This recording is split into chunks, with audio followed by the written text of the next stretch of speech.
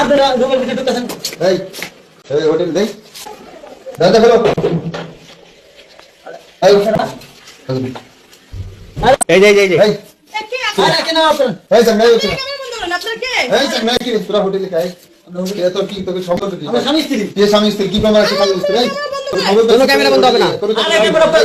এই স্বামী স্ত্রী আমি জমা কাগজ দেখেন স্বামী না কারো কি কেউ কাগজ কই? আরে তোরা এই সামনে কথা বল তুই তোরা যদি স্বামী স্ত্রী হোটেলে হোটেলে কিসের জন্য এই কাম শুরু ফেলা তোর বুতা মাটন দেখলে কি অবস্থা কর তোরা হোটেলে কিসের জন্য টাকা আরে এই কেন তোরা স্বামী স্ত্রী থাকবি বাসায় হোটেলে কি জন্য বল হোটেল ঘুরতেছ আমরা?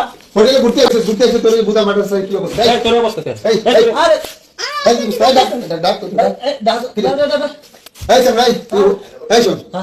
তুই যে হেরে তুই কইতে বিয়ে করছিস প্রমাণ আছে তোর কাছে হ্যাঁ প্রমাণ আছে আমি ভাই ভাই আপনারা বেরোন হোটেল ভিতরে কিছু বলছেন আপনি কথা বলেন আপনি কথা বলেন না না না আরে ওনাদের দুজনকে আমরা হাতে নাতে ধরছি।